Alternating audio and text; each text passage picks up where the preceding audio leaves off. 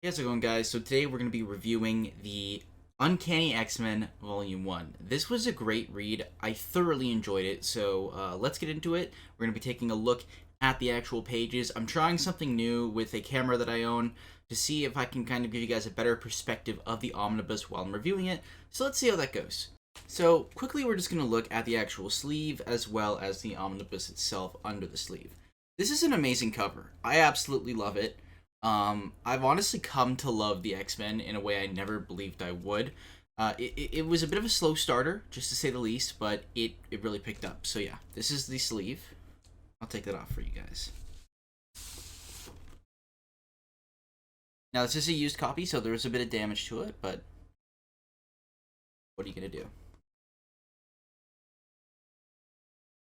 So when it did release, it originally had a cover price of $112.99 Canadian plus tax, or 100 American dollars.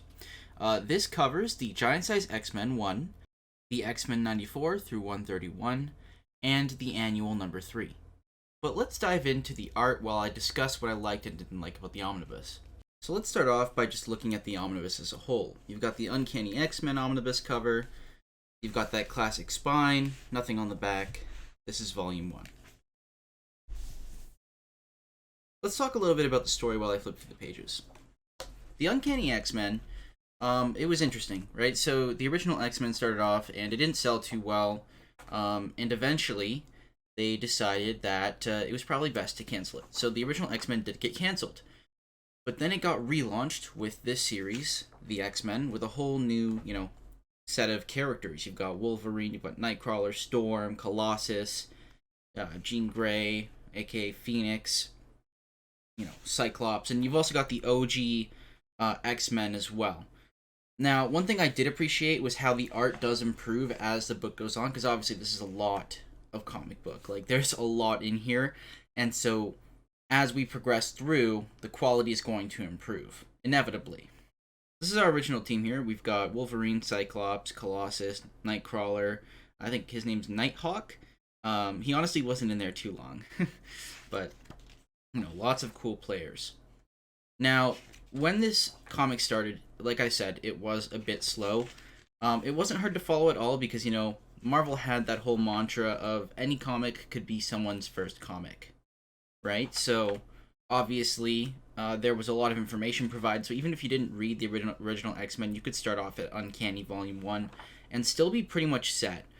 Now, you might notice as I flip through these pages that the actual book itself, when it comes to the covers, is titled X-Men, not Uncanny X-Men. Well, you'll see it says presents the Uncanny X-Men, and as you get further into the story, eventually they do change the original title and just call it the Uncanny X-Men.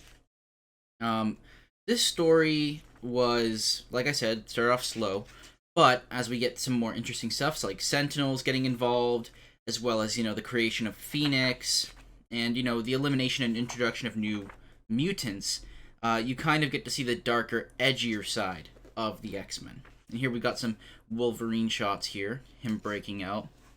At first, honestly, I didn't really like Wolverine's character. I found him a little bit annoying, which I was surprised of because, I always thought I was a decent Wolverine fan, but then again, I never really read too much of his stuff. But I warmed up to it. You get to see, like, his personal growth, and that's one thing that I think is so huge, is that Chris Claremont's ability to show the progression of characters and how they deal with their own struggles was key to making this story interesting. We've got Storm, who has, like, this huge, intense fear of claustrophobia. But she overcomes it, which is like a huge moment. You've got Wolverine, he has anger issues, and he also isn't that great at expressing his emotions. But when he does, it really does pull through. You also see that he becomes smarter at strategy, which I think is just so impressive. Now here is a rare 2-page stretch. And as you can see, there is very minimal gutter loss, which I appreciated. This is a really well stretched omnibus, and it also is a sewn binding, so you get a nice eye there. Just love seeing Cyclops' beams go across there. Now, honestly, this first beginning part, it was more about establishing the characters and their struggles.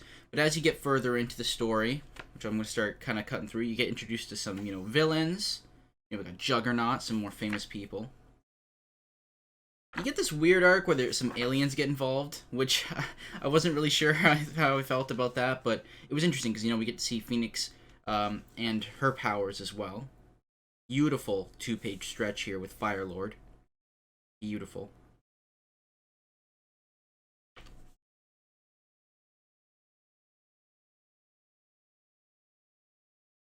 Now, if you can't tell by now, the art is already starting to improve, just, you know, this many issues in. Wonderful colors all across the board, really eye-catching. Something I really appreciated about this omnibus. This is where the whole alien thing comes in, where essentially Professor X falls in love with like this female alien, and you know Magneto gets involved, and there's this huge battle, and it was kind of weird because like you see a lot of characters you're not familiar with. It can be a little bit overwhelming, but you know you stick through and you get some interesting story development.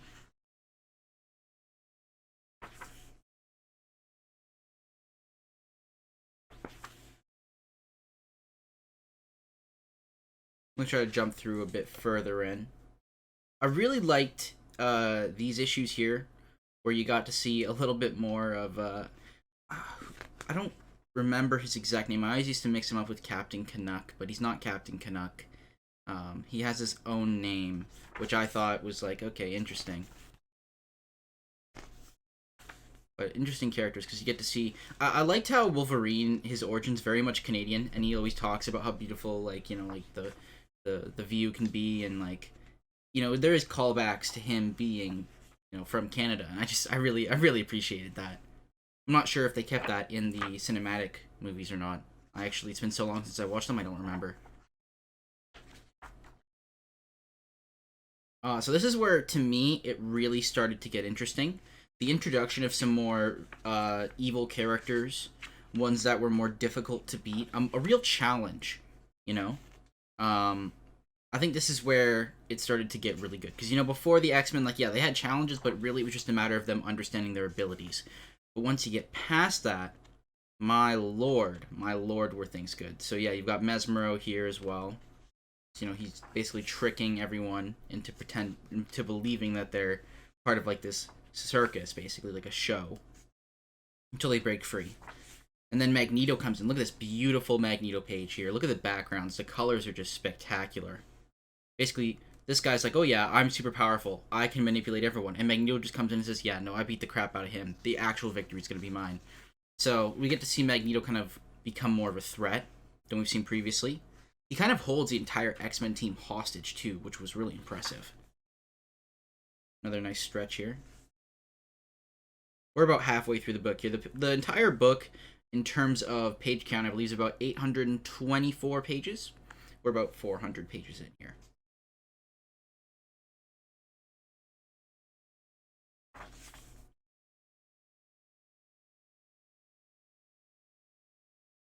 I also like how, like I said, they had this mentality of any comic could be someone's first comic, so they always mention when things happen or give a little bit of an explanation. Because there is a period of time in this comic book, I think it's actually slightly after these pages, yeah, where Phoenix believes that the rest of the X-Men have died, save for the Beast, but of course he's part of the Avengers.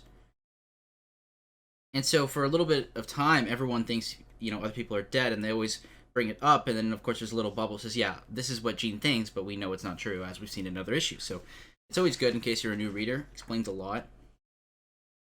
We get to see some beautiful, beautiful pages where Phoenix gets to use her powers, and you really start to get an understanding of, wow, this character is super powerful. And here's what I was talking about, how they think that all these characters are dead, when in reality they're not.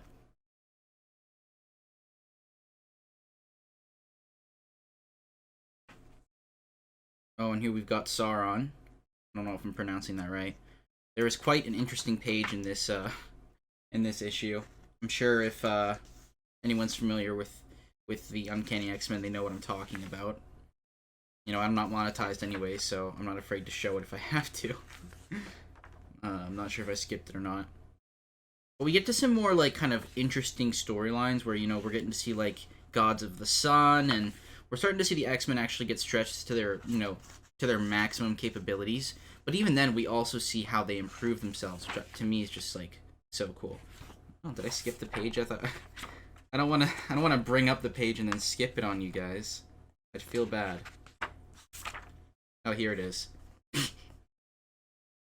Remember reading this and being like, "Whoa, these comics were given to kids?"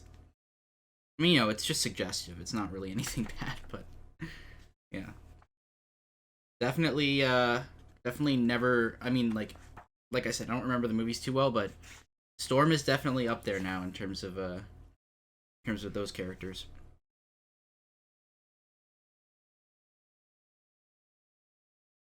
One thing too that I think is really important is you get to see the X-Men's relations grow, where they kind of bridge the gap between just being part of a team and being family, which to me is just like such a key aspect of being, part of the X-Men. Something else that they kind of like lightly hint at when Jean becomes, the Phoenix is that, oh, her powers seem like limitless. We don't even know her capabilities, but at a certain point, and here, see the Uncanny X-Men, at a certain point she starts indulging in her powers, and it becomes a little bit worrisome, and it kind of just gets hinted at slowly as you progress. But towards the end of the book, man, they really touch on it, and it kind of sets you up for the next omnibus, and it is just amazing. Here we've got Alpha is it Alpha Flight or Alpha Force? Alpha Flight. You got North Star, Shaman, Snowbird, Sasquatch, Aurora.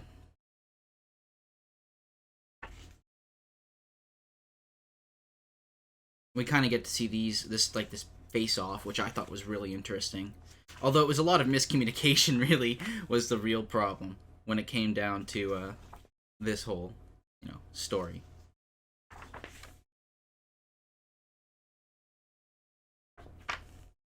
Oh, there we go. Vindicator. Vindicator's his name. Interesting name. I mean, I don't know if it would have been my pick, but still cool. And like I said, if you look at Cyclops here, in contrast to the beginning, there's a huge jump in improvement of art. Same for Wolverine. His mask quality just goes up.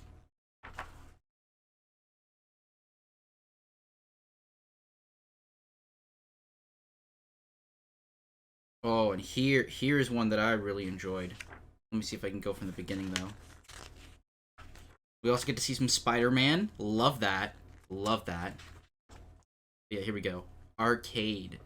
This to me was one of my more favorite issues, because, you get a little bit of Spider-Man. You get a villain who really knows how to mess with the X-Men.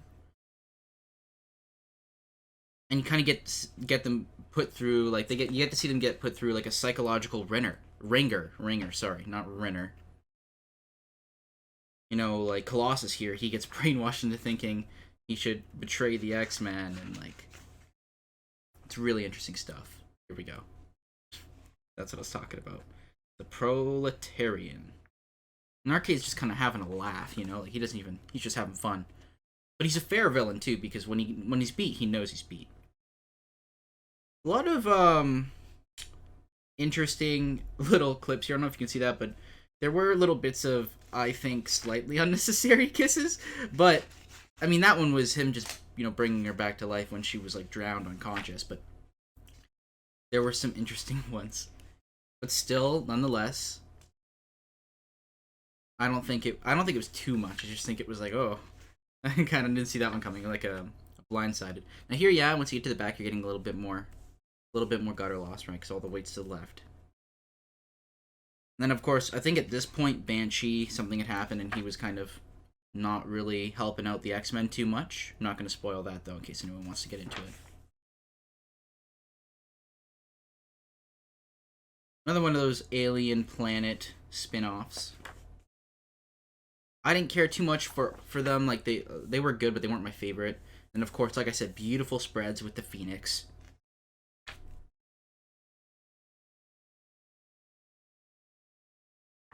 We kind of get to see Jean Grey become more powerful and understand her abilities. Oh, and here is one that I really, really liked. This is where, to me, you were okay, yeah. From now on, they're going a full 100%. Proteus. a reality warping villain who jumps from body to body. His only weakness is metal and the fact that he needs new bodies every now and then. But he really put the X-Men through the ringer, and it created these beautiful, beautiful pages. I really love this arc, the Proteus arc. Amazing.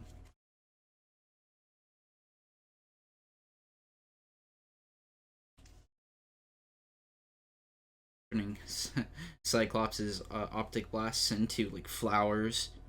Like he could literally do anything. The only flaw he had was his weakness to metal and the fact that he was draining his bodies pretty quick.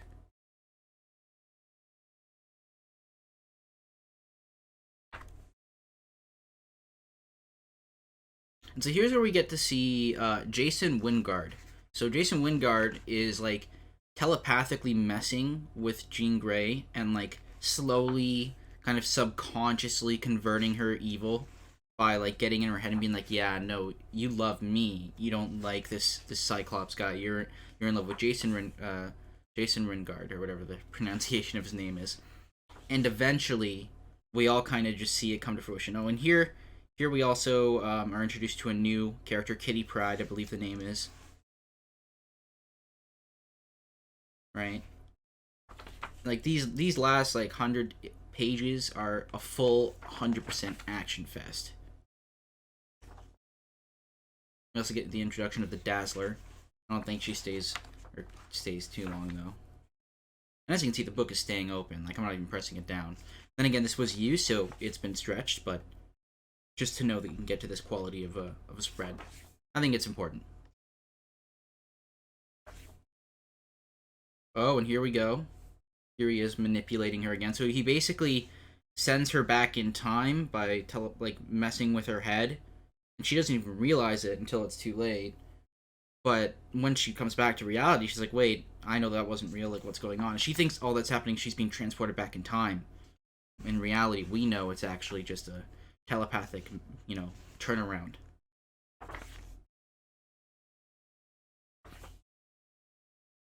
And so now we're starting to see the Phoenix like use her abilities more violently. She crushed this vehicle, and let's see here. Where did he mention it? Oh yeah, I told you to stop that car, not turn it into instant junk.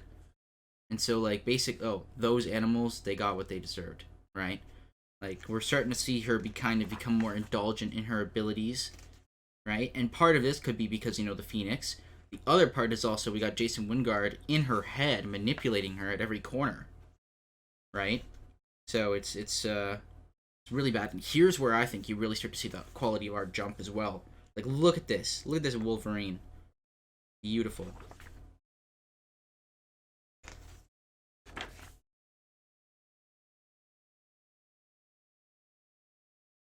And then we see this, and supposedly in this rubble, right? Because she takes down the building. Supposedly in this, the White Queen, the villain name, dies because of the rubble in this battle where they destroy the building. But in my head, in the back of my head, I'm like, no, there's no way. I think the Phoenix actually killed her. I'm pretty sure like the Phoenix indulged herself.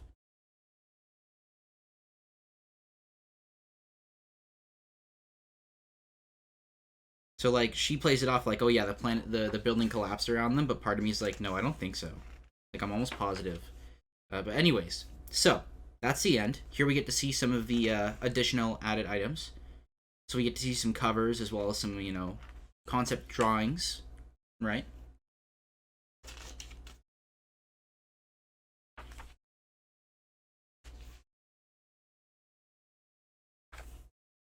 I really liked Hidden Disease because it's interesting that they add this little thing of how to draw this person, how to draw that person. I mean that's really cool because like I like to draw a lot, so I think this would be fun to replicate these drawings or at least try to make my own version. Oh, and here they even explain, or they tried to explain the change in Wolverine's mask because originally it looked a little bit different, and how the drawing, the cover sketch for Giant Size X-Men just kind of left the artist with an impression that okay, this is how the Wolverine's supposed to look. So that's basically their explanation for the change. But yeah, honestly, something I really liked about this book was just getting to see the personal growth for all the characters. Some of the villains were just amazing as well. The beginning was a bit slow, but when it picked up, it really picked up, to say the least.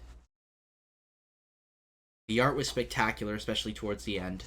And here they just explain that the classic X-Men is basically just an extension of some of these stories, as well as some backup stories with redrawn covers, which I actually have in omnibus format if you've seen some of my other haul videos.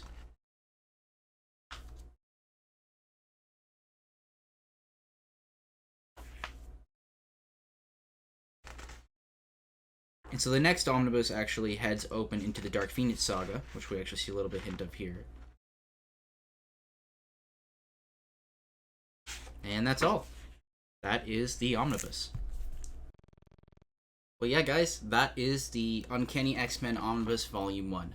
Hopefully you guys enjoyed this video. I was trying something a little bit new with that overhead camera. The angles might be a little bit off. If so, I apologize. It is my first time trying it. But hopefully in the future, I'll be able to improve. If you guys enjoyed this video, make sure to leave a like and subscribe if you're not subscribed already. Leave a comment down below. What do you want to see in the future? Honestly, I really enjoyed this book, so I'm already diving into Uncanny Volume 2. Yeah, hopefully you guys enjoyed the video. Links to where you can find this book will be in my bio below, but also keep in mind it is out of print. Hopefully a reprint will come soon. Thanks for watching, guys. Stay safe and healthy.